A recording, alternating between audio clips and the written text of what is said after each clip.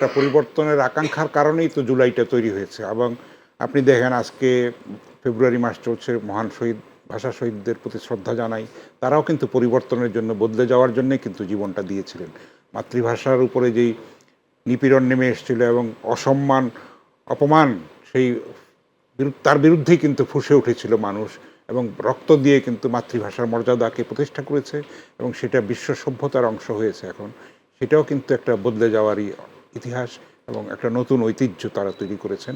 বিশ্বের প্রায় সব দেশেই কিন্তু আন্তর্জাতিক মাতৃভাষা দিবস পালিত হয়েছে সম্মানের সঙ্গে, গাম্ভীর্যের সঙ্গে ২১শে ফেব্রুয়ারি। এবং আমাদের বাংলাদেশে যেরকম একটা দীর্ঘ প্রতীক্ষিত নির্বাচন হয়েছে, সেটাও একটা মানে জন আকাঙ্ক্ষারই একটা প্রতিফলন।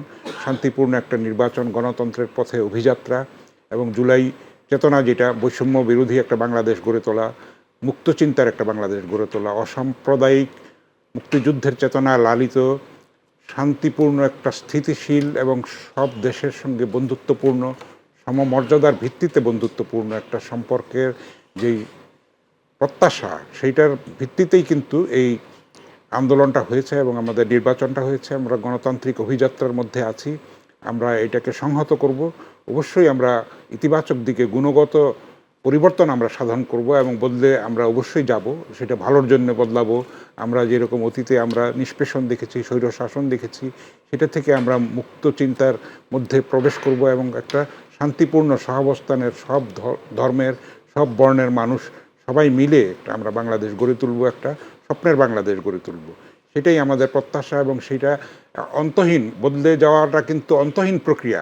এটা কিন্তু চলতেই থাকবে এবং এইটা যুগের চাহিদা অনুযায়ী বাস্তবতার সঙ্গে খাপ খাইয়ে বিজ্ঞানসম্মতভাবে, বাস্তবোচিতভাবে কার্যকর একটা প্রক্রিয়া যদি আমরা প্রতিষ্ঠা করতে পারি, স্বচ্ছ, সদিচ্ছা এবং দেশপ্রেমের ভিত্তিতে যদি আমরা একটা স্বপ্নের বাংলাদেশ গড়ে তুলতে পারি, সেটাই হবে আমাদের সবচেয়ে বড় অর্জন।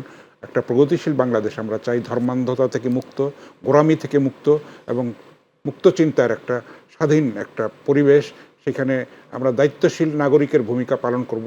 স্বাধীনতা মানেই তো স্বেচ্ছাচার নয়, সেখানেও কিন্তু একটা শৃঙ্খলা আছে, সেখানেও একটা সীমাবদ্ধতা আছে। আমরা যেন সেটাও ভুলে না যাই।